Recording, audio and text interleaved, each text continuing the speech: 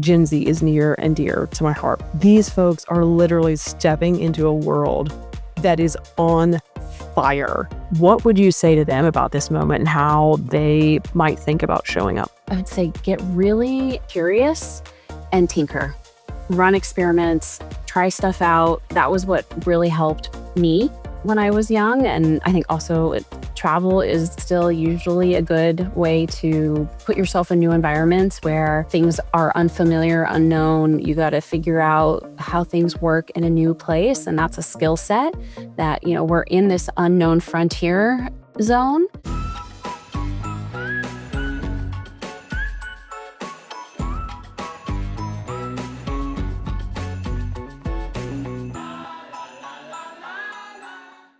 Hey everybody, I'm Kristen Kavanaugh, and I am so excited for this episode today. I have one of my favorite people in the world. This person has been coaching me for the past 6 years, and y'all, I would not be in this seat without her. And so it is a real privilege to have a conversation, to really just get real. This is somebody who makes me get real in my life, and which I don't like sometimes. However, it's needed. And so I'm really excited to have Vanessa Shaw with me today. She's an executive coach. She has been coaching leaders longer than I can even imagine. And so we're all really lucky to have you, Vanessa, to join us and impart some wisdom on us so we can get through whatever it is that we are all experiencing. So welcome to the drive home. Thanks, Kristen. Yeah, it's so great to be in this moment with you and just having this show, reaching people. And I've been obviously listening and enjoying the episode. So yeah, let's dive in. Let's do it. So we're going to do something a little bit different today. I am going to be in the passenger seat or the driver's seat. I'm going to be in the driver's seat, and Vanessa is going to be in the passenger seat asking me some questions. It's going to be just like we're in the car on our drive home together. So who knows where this thing is going to go, but we're going to find out. So Vanessa, how are you doing today before we get started? Yeah, I am feeling like smack dab in the middle of midlife, like sandwich generation. My parents are getting older, just spent the weekend helping them out with, their all of the stuff they got going on with, they're kind of slowing down. And then I got my 2 little kids, as you know. So, life is full, and I feel like every day is just like the full human experience of like joy and fear and like, I feel like I've got things like figured out. And then like, I have no idea if I have anything figured out. Right.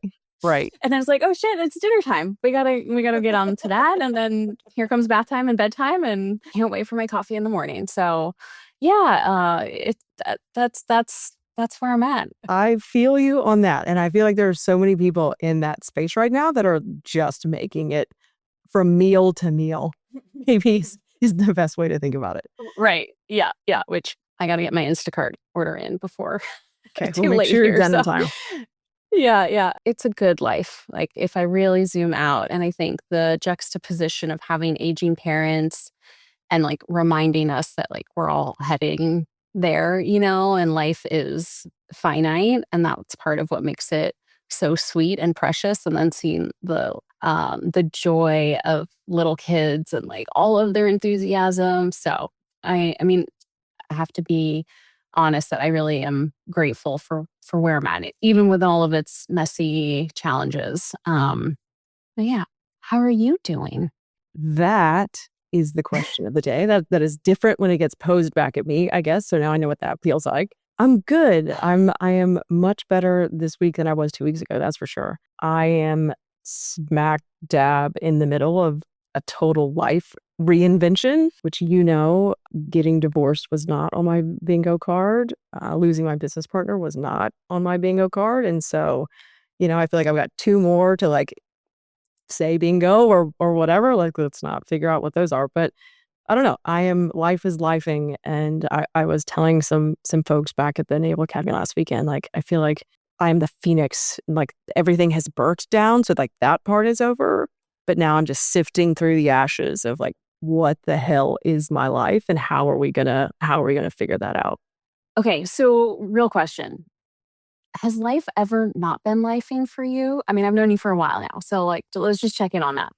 That's fair. So for everybody's knowledge, Vanessa met me when I just got promoted to director at Tesla. So she has seen all of the things. So I guess from your perspective, life has been lifing for a very long time for me. I don't know. Like, I guess that's what it's always been.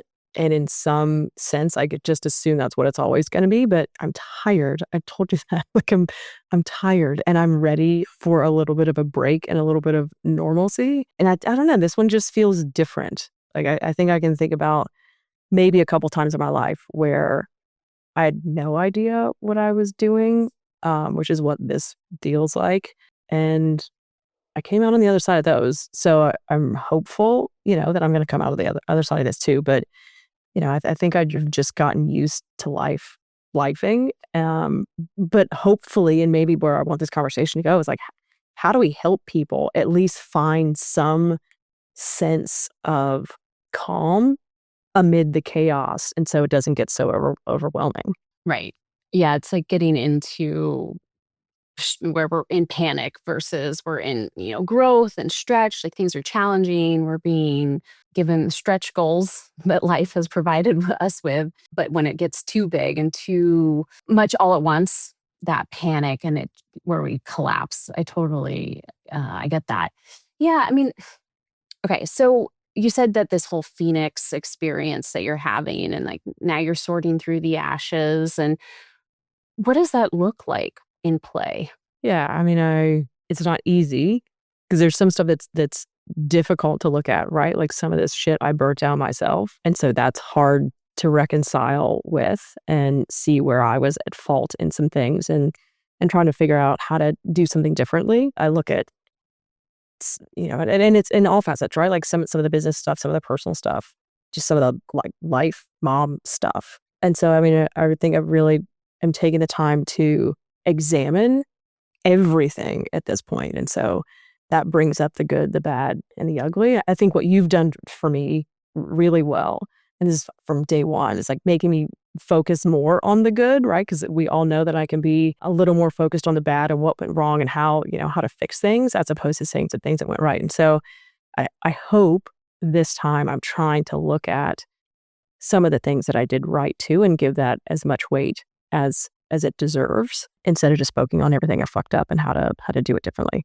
A lot of what is you and I have both been picking up on how this context of AI disruption, I mean, geopolitical, like things are getting shuffled. A lot of Phoenix stuff going Right. down. Right. Right.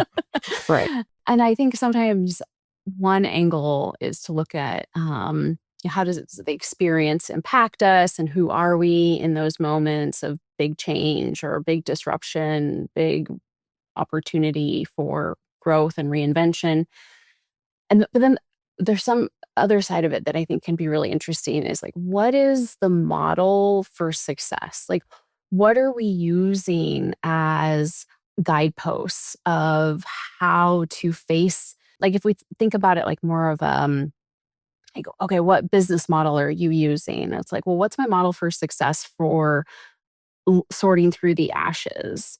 Yeah. Right? Is it like to be exhaustive, or is it to be, is it more like a treasure hunt, like looking for the nuggets of gold? And so thinking through that, I'd just be curious, like what's been working for you? Like what are some of the things you're trying out as you go through this personal and in some ways professional transition you're in?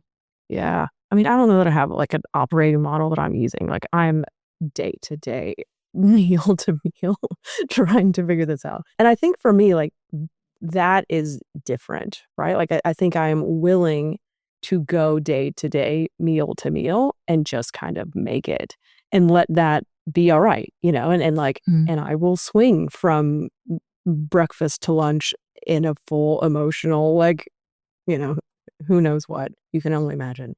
But that's not normal for me. And so I think that's what is different this time. Is like I'm allowing myself to feel all of the feels and to just be where I'm at for however long that I need to be there.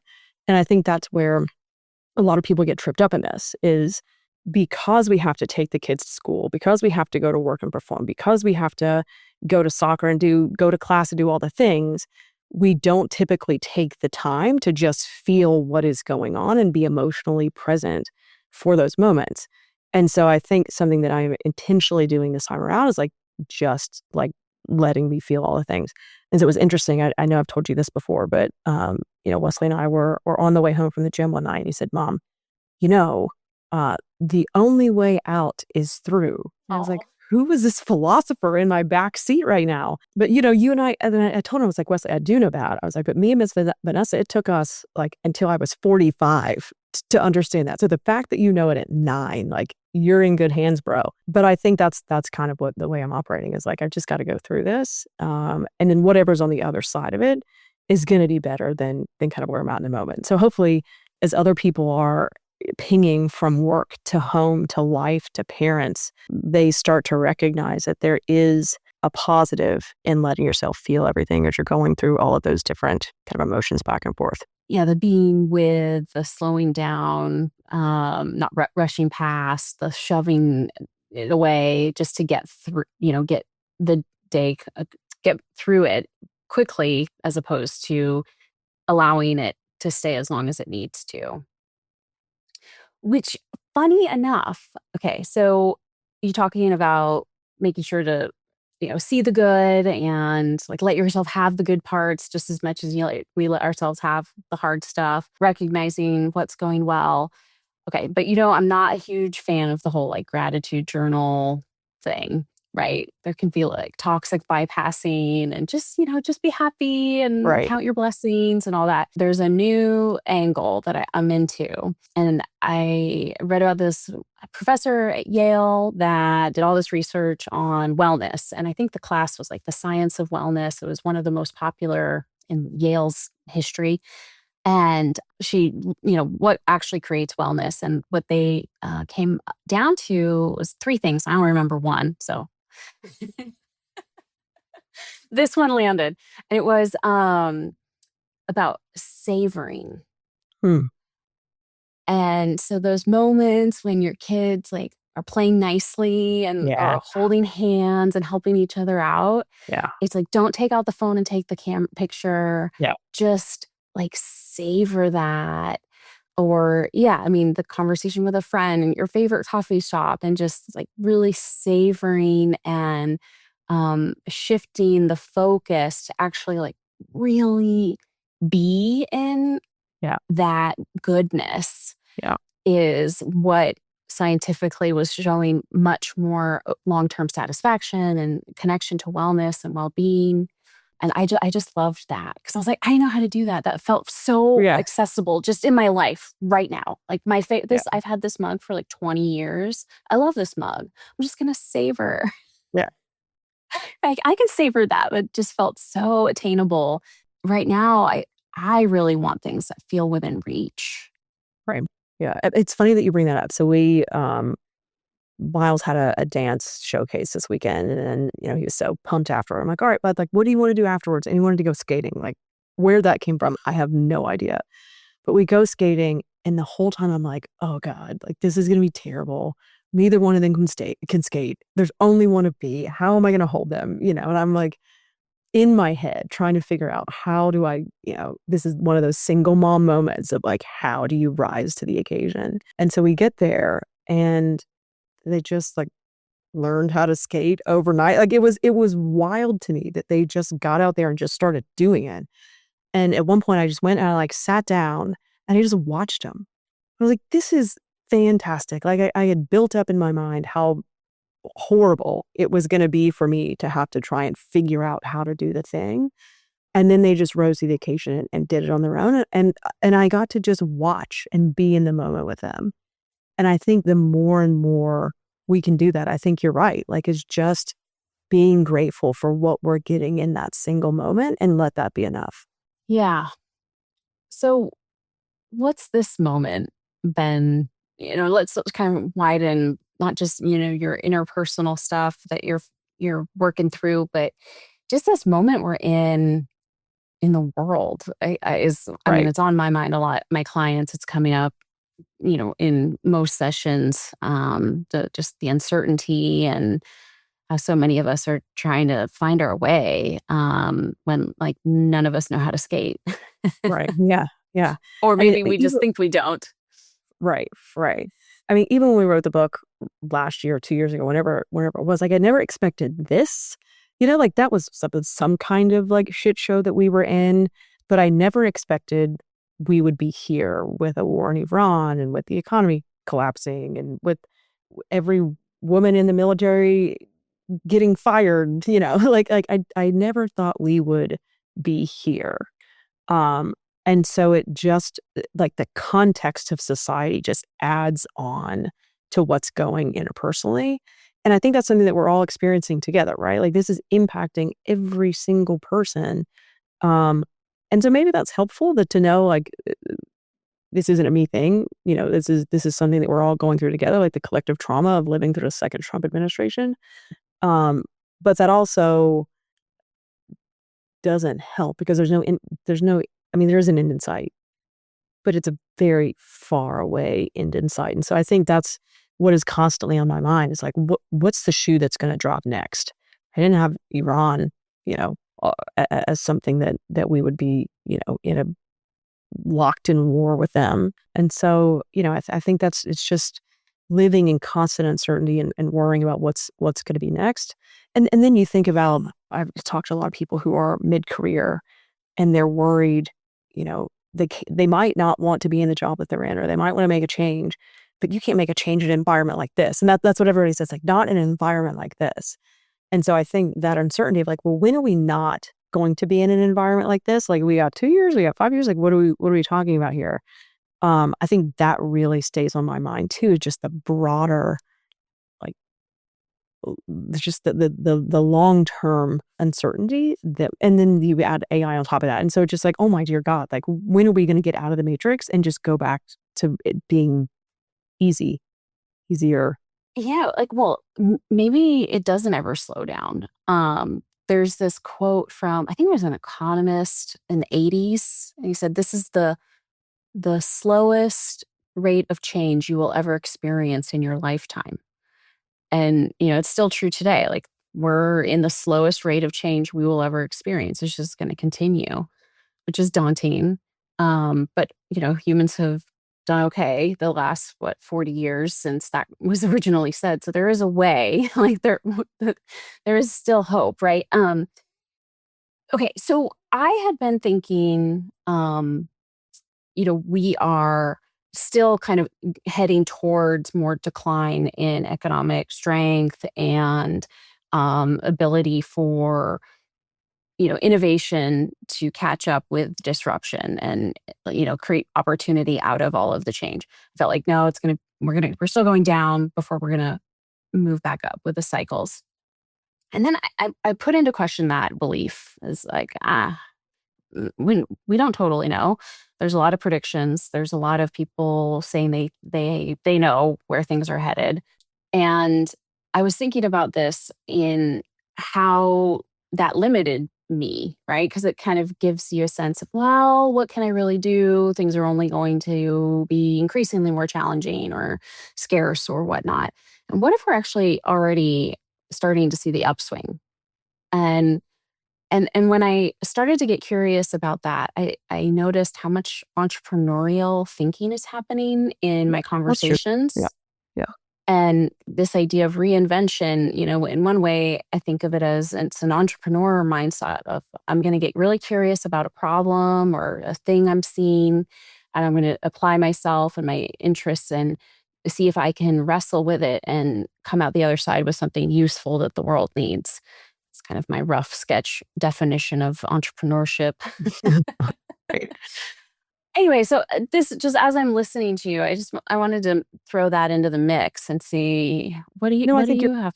I think you're Yeah. right. I was at a conference a couple weeks ago, and that very idea came up. And so I was actually at the dinner on the night of the conference, and so we were talking about this at the table of probably 20 people, and the hope and the opportunity of that, right? Of like, you can follow your passion or you can find fulfillment, and like this could be an opportunity for enlightenment for people and people to step into a life that they've always wanted of joy and fulfillment and their passion. you know me, sometimes I have to like throw cold water on the conversation. I was like, that's great. We're all like sitting here in this $1 billion home having a conversation cooked by a personal chef. Like, of course, that could be an opportunity for the people sitting at this table, but I don't know that that is realistic for every person, right? Like to have, like we have a certain amount of privilege to be able to be entrepreneurial and step into something because we have safety nets, right? And so that's the only place where I get caught up in that. It's like, yes, if we have universal basic income, right? Or like if we have things in place that allow people to follow their passions and not need to participate in such a capitalistic society. And that's what makes me nervous about this, right? Is like, are we moving so quickly toward abundance that we don't have actual mechanisms in place to bring other people along or to bring everybody along? And so, I mean, that's what I would hope some entrepreneurs would spend their time on. Like, how do we make sure that there are things in place to make sure we aren't letting the most vulnerable of us fall behind, even further behind than they already are right now?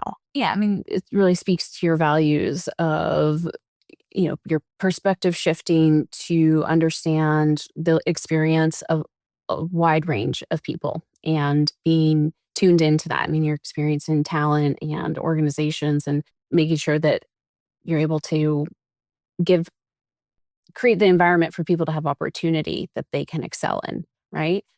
So, I mean, I hear how much your values are really present in how you're thinking about how you show up, and you're saying, oh, if somebody wants to do something, and I'm like, Oh well, no. Oh God, you're gonna put it back on me. I knew it. I knew it. This is how well, y'all, this is how I walk into this every single time. It comes back at me. right. So, I mean, as I'm listening to you, I'm like, right. So let's roll up our sleeves and get to work. There's lots of work to be done, right? What do There you is, want to there What do you want to contribute? I don't know. I mean, look, I think that's like the good thing that comes out of this, right? Like, and for me personally, is I get to think about that and decide what is really important to me. And because I do have a certain level of privilege, I get to decide what I want to do about it, right? And what that looks like, I don't know.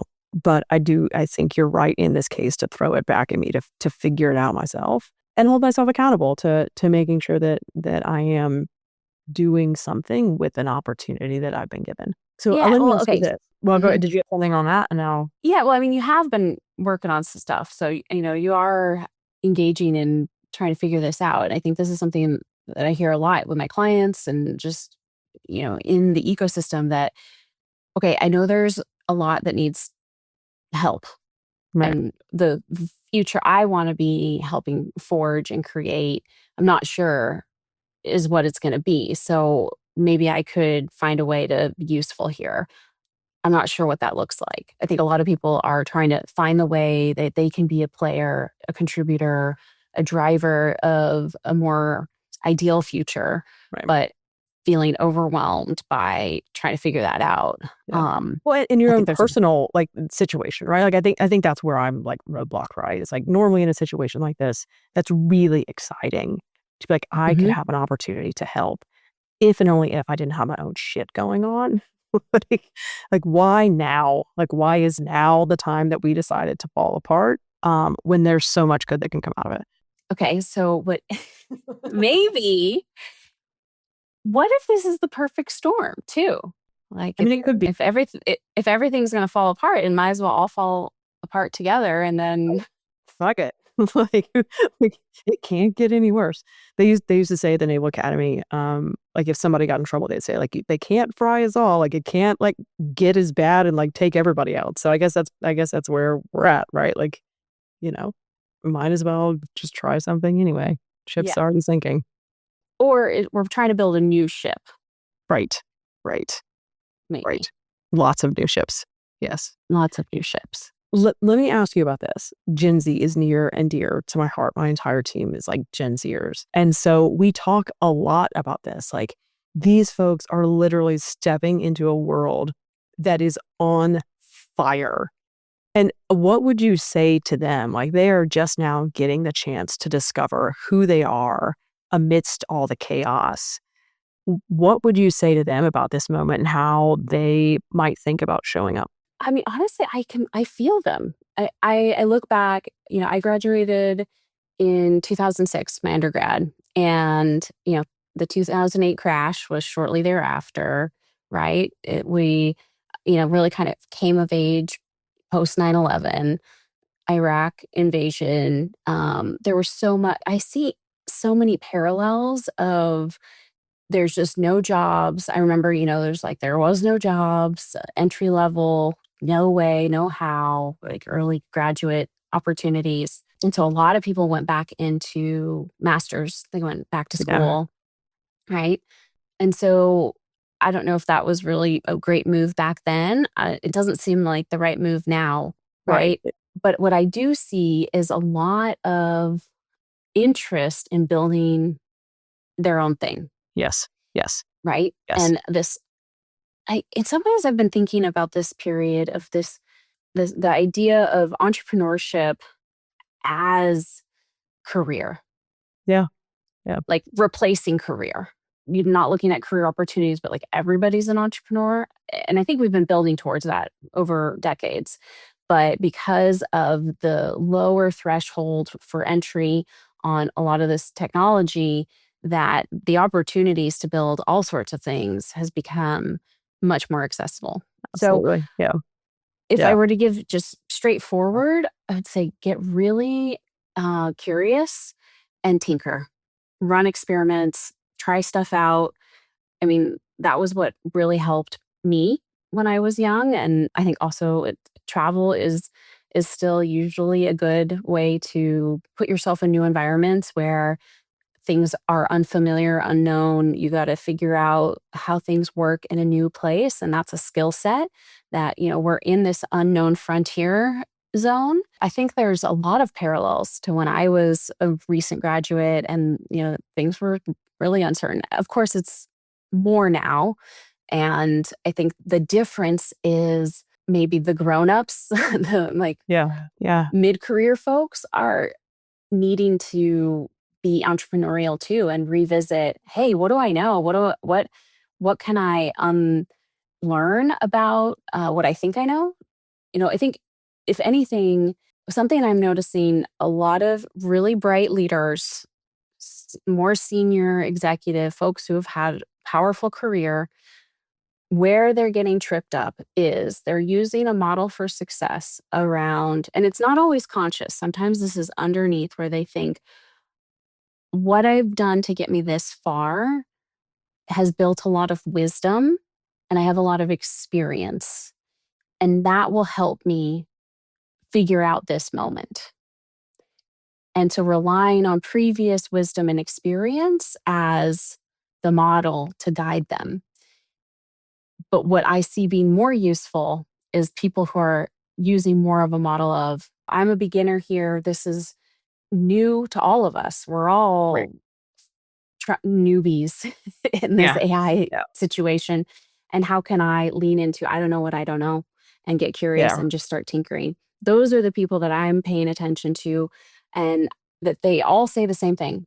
I'm tinkering with this. I'm getting curious about this. I'm trying these things out. And I'm not sure if that's the right thing to be paying attention to, Right. but this is the best I know to do. And I'm here to learn and make mistakes. And I'm just going to keep on showing up and putting my reps in and Yeah. fumbling and faltering. And honestly, that's how I feel like I'm in my business right now, too. And I also don't know if it's the right approach, but tell me a better one. I'm open. Yeah. I think it's a really good point about what has helped you in the past is no longer serving you in this moment because the wisdom and the experience isn't helping you. You've got to be willing to say, I don't know, and try something different and step into the fear of the moment and just do the best you can and be willing to fail at it. Like, I think that's a piece too, right? Like people who are used to a certain level of success and a certain level of authority and a certain level of respect. Like you kind of are starting all over in this entrepreneurial space and it will kick your ass. And if you're not ready for that, like that is really hard to reconcile if you've had a long, amazing career up until that point. Like it's hard to go back and get your ass kicked and then keep showing Mhm. up every day. But I think you're right. Like it's a new muscle that people have got to start exercising And I think, the longer you wait, it's to your detriment. Like it is inevitable that, I talked to Valerie, right? Like she's our brand and operations manager. She's a Gen Zer. I'm like, look, why am I paying you? Like you need to go start your own gig. Like you don't need to work for me, work for yourself. Like I think the more people become comfortable with that and it becomes easier and second nature that everybody's starting their own business and everybody's trying the new thing, like then maybe, the fear of failure or the fear of not knowing how it's all going to end, maybe that dissipates a little bit and people become more confident to try something new. Yeah, I think they have a real opportunity, the Gen Z and folks, to just not feel like, hey, I've got all this wisdom and experience that I'm bringing to the table. They're like, hey, I'm new here. What's going on? Right, And exactly.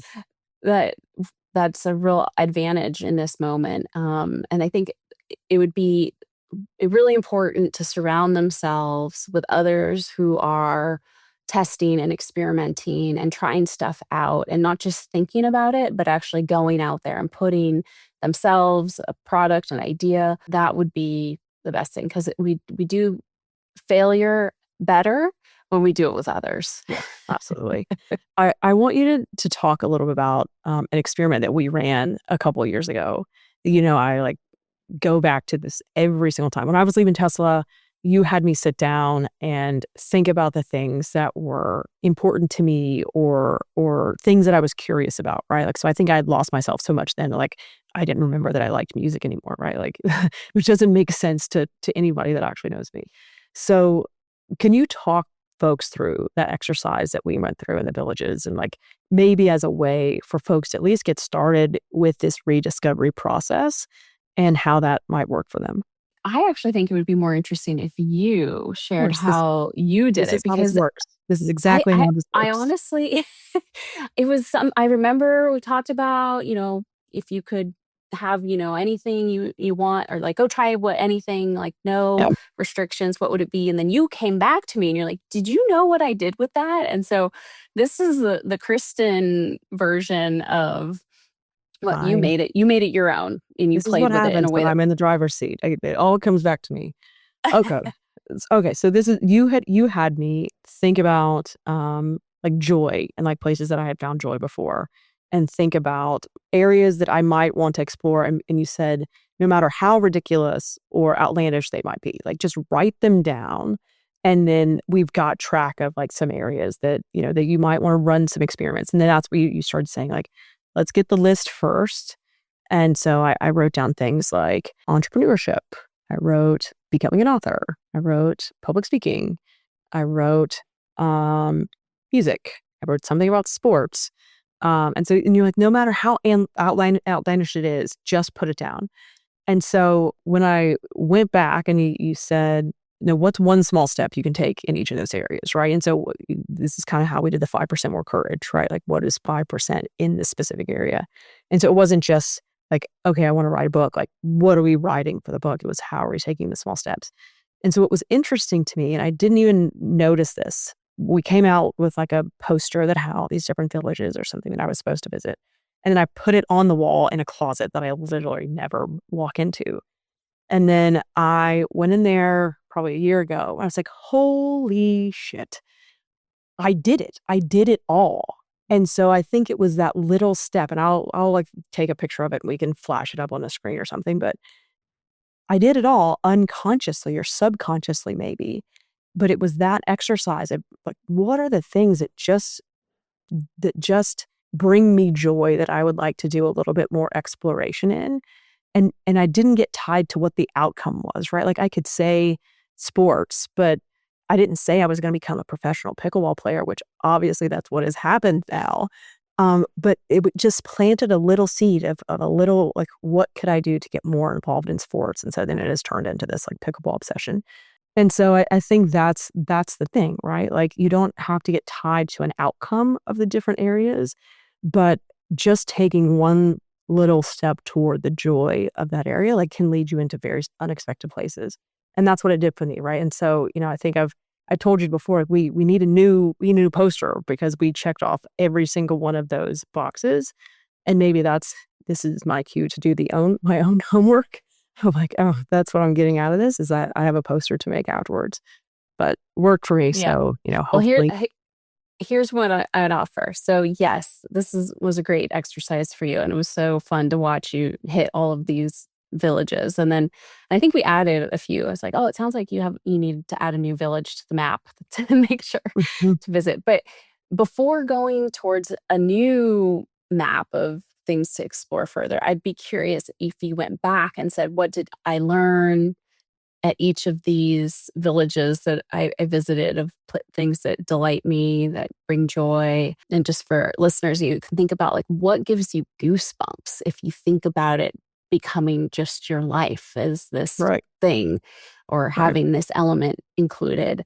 That's a good place to play. But before jumping towards the next destination, let's Have you really have you met me? savor.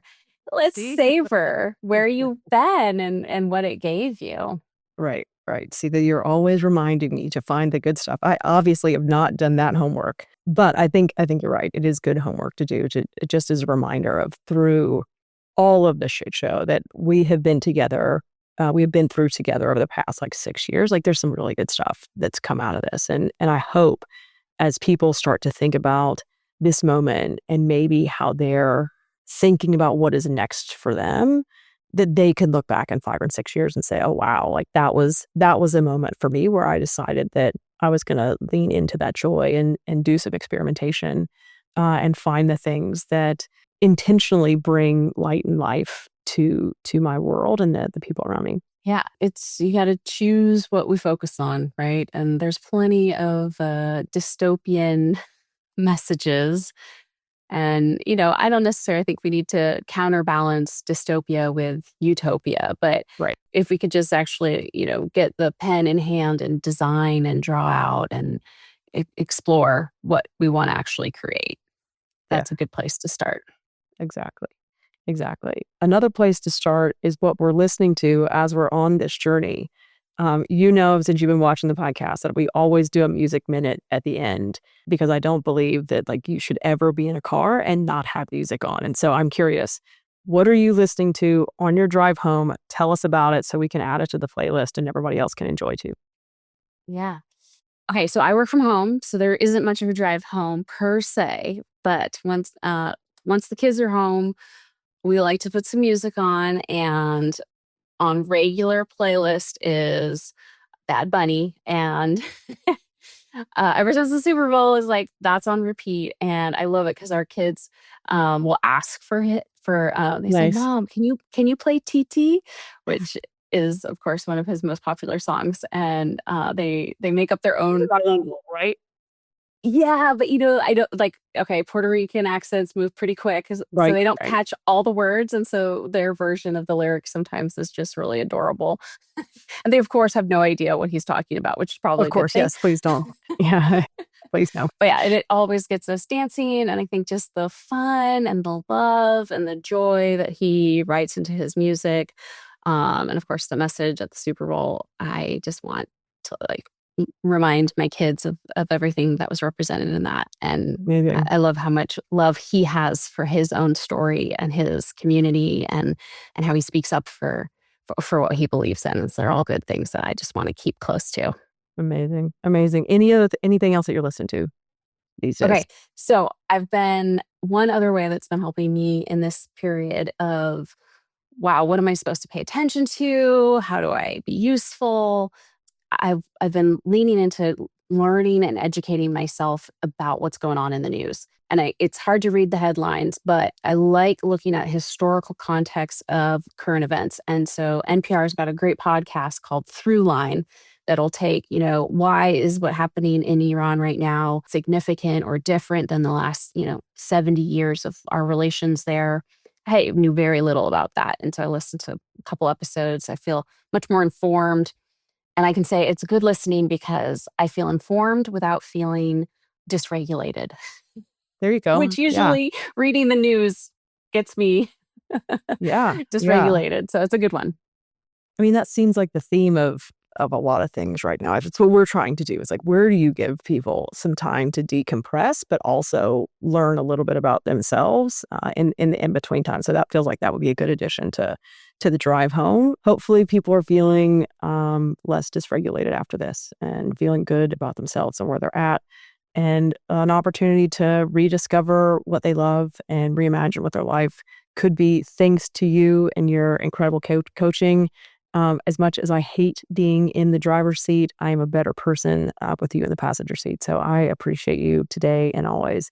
And thanks for joining us. You guys, you can find Vanessa Shaw at Momentous.